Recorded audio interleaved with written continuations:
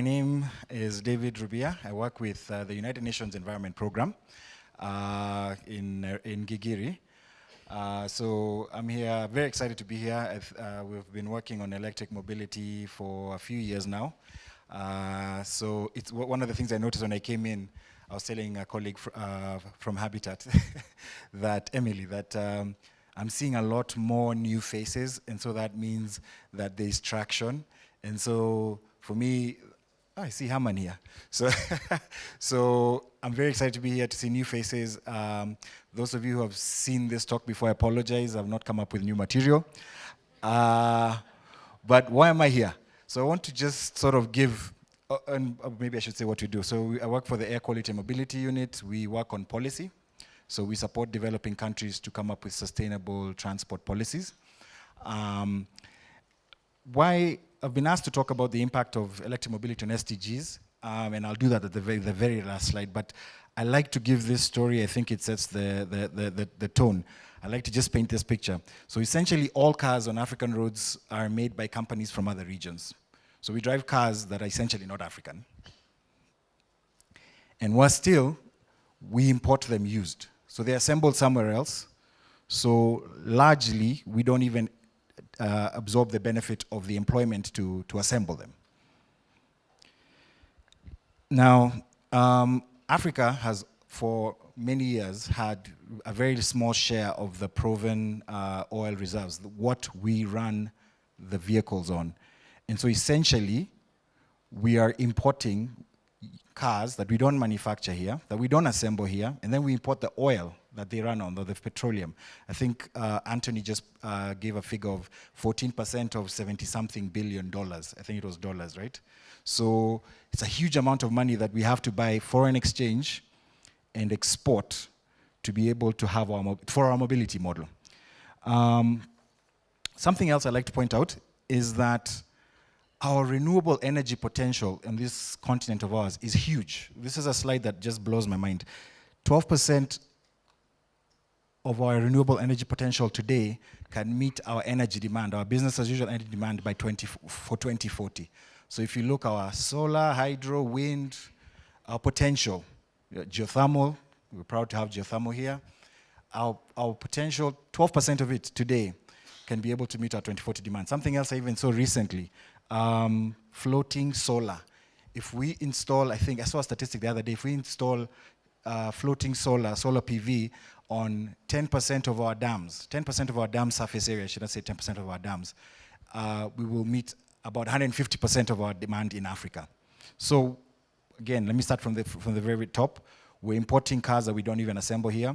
We import the fuel they run on, yet we're sitting on this potential for renewable energy. Also very, for me, sort of visual is the amount of jobs that we can create from renewable energy. I think this is a slide from 2016, and there was 8.1 million jobs globally then working on renewable energy, and Africa had like, I think 65,000 is the number that I added then. So it's a very small percentage of work coming from renewable energy in our continent. Now, again, to set another picture, which is now where we come in, which is the emissions, as mentioned by Anthony, and I'm happy to see you actually mentioned the same exact number I have, which is 22%. Globally, that our CO2 emissions, 22% is coming from transport. And a majority of that 22%, I think north of 70% is from road transport, light duty vehicles and commercial vehicles.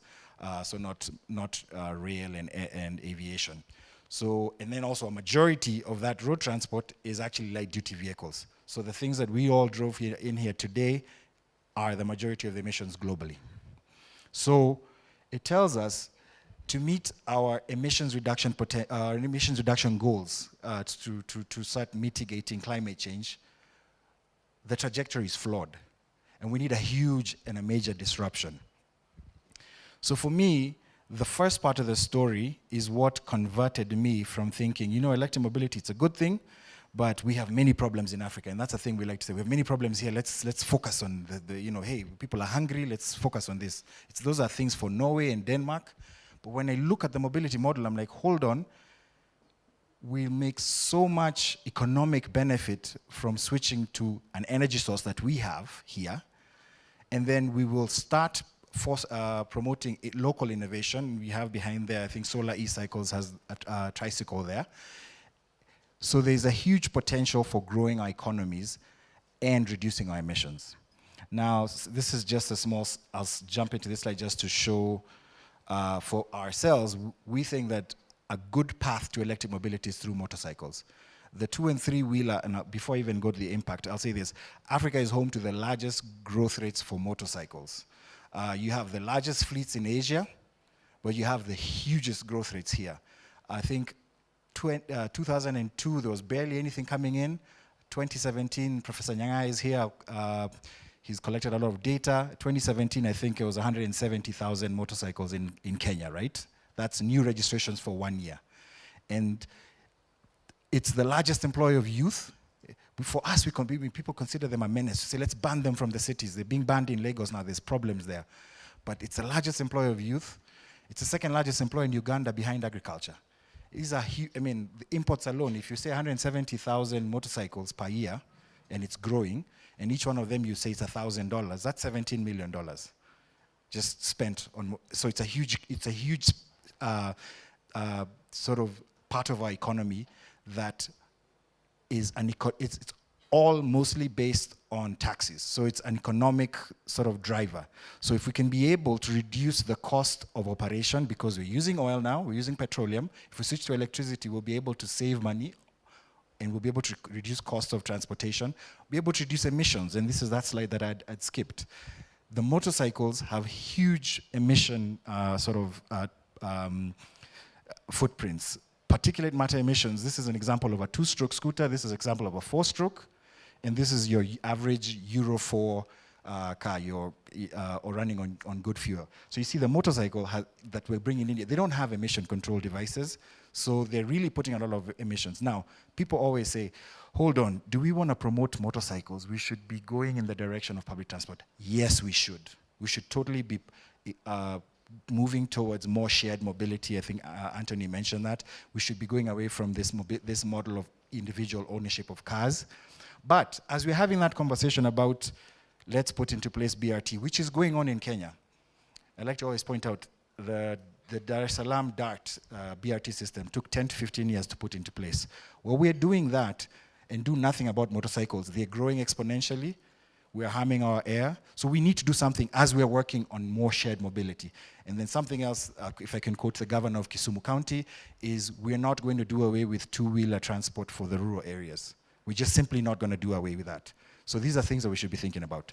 I'll skip to some of the work. So as I mentioned, we're working on electric mobility all over the world. We work on policies. We're trying to put into place demonstration studies, trying to put into place policies to incentivize the transition.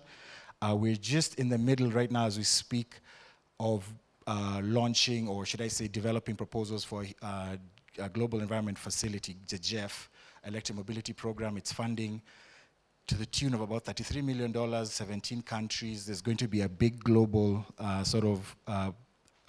normative component, which is going to have working groups, regional platforms for supporting countries, and then individual country projects with pilots. For Africa, we have Togo, Sierra Leone, Cote d'Ivoire, Burundi, Seychelles, and Madagascar. This is actually what's keeping us up at night as we speak. We're working on the proposals to put them in for submission by June so that the projects can start. Prior to the GEF project, we already have ongoing projects funded by a slew of different donors, the German Ministry of Environment through the International Climate Initiative, the Swedish International Development Agency, and some foundations, the Hewlett, William Flora and Hewlett Foundation and the FIA Foundation. These projects specifically are working now in Kenya, Uganda, Ethiopia, and Rwanda, largely trying to transition the motorcycle fleet to electric. And so we're trying to get into place pilots to be able to influence policy. Now, one of the things we hear a lot, is we're here, we're engaging, and we want the government to know that we're here so they can do something. I like to actually say, I think, especially in just diving into Kenya, I think a lot is going on. I think the government is actually listening, and I think they've done a lot. Mr. PS, I think we've worked together in the past on energy efficiency. We've done with the Ministry of Energy assessments of how to improve our fleets with fuel economy policy. But as we speak now, we have cleaner fuels in Kenya. We have unleaded petrol. We have an East African standard for low sulfur diesel. It's 50 ppm max. Actually, what's being measured, if you talk to KPA, or if you talk to the people who actually are monitoring, it's up. The diesel is at Euro 6 levels, 10 ppm or largely. And in fact, there are private sector players who have recognized this and are importing Euro 5 vehicles because the fuel is good. Scania East Africa. Nairobi County has a non-motorized transport policy, and that's why you're seeing streets being put into place, walking and cycling facilities.